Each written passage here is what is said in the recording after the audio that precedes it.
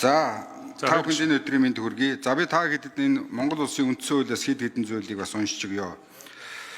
За үндсэн хуулийн 3 дугаар зүйлд Монгол улсад засгийн бүх эрх мэдэл, ард түмний мэдэл байна. Монголын ард түмэн төрийн үйл хэрэгт шууд оролцож, мөн сонгож байгуулсан төрийн эрх барих, төлөөлөгчдийн байгууллагаараа уламжлан энэхүү эрхээ эдэлнэ гэж байна. За ингээд бид бүхнээр дамжуулсан.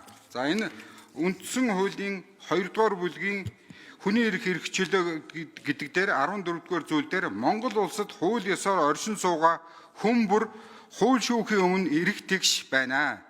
Хүнийг үндэс угсаа хил арсны өнгө, нас хүүс нийгмийн гарал байдал, хөрөнгө чинээ, эргэлсэн ажил, албан тушаал, шашин шүтлэг, үзэл бодол боловсрлоор нь ялгуурлан гадуурхаж үл болно гэж байна. Эрэгтэй эмэгтэй хүмүүс адил эрхтэй гэсэн үг. За дахиад 17 дугаар зүйл дээр Монгол улсын иргэн шударга хүнлэг ёсыг эрхэмлэн дараах үндсэн үүргийг ёсчлон биелүүлнэ гэж. Энэ дээр нэгд үндсэн хууль бусад хуулийг дээдлэн хүндэтгэж сахин биелүүлэхэ гэдээ байж. За тэгээд 23 дугаар зүйл дээр улсын хурлын гишүүн бол ард түмний элч мөн бөгөөд нийт иргэн улсын ашиг сонирхлыг эрхэмлэн баримтлана гэдээ байж. За үндсэн хуулийн зэцийн шийдвэр гарсан манайхаа 29 дугаар зүйл дээр улсын их хурлын гишүүний халдшгүй байдлыг хуулиар хамгаална. Хоёрт нь, гуравт нь улсын их хурлын гишүүн бүрэн эрхэн хэрэгжүүлэхдээ өргөсөн тангарагаасаа няцаж үндсэн хууль зөрчсөн бол түүнийг улсын их хурлын гишүүнээс эргүүлэн татах үндэслэл болно.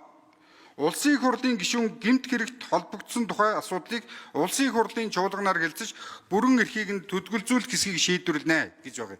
Тэгэхээр үндсэн хуулийн зэцийн шийдвэр гараад улсын их хурлын гишүүн булган туяа гэж байгаа. Улсын их хурлын дид дарга гэж байхгүй шүү. Та хэд бүгд үзээрэй. Үндсэн хууль зөрчсөн байна гэдэг шийдвэр гарцсан.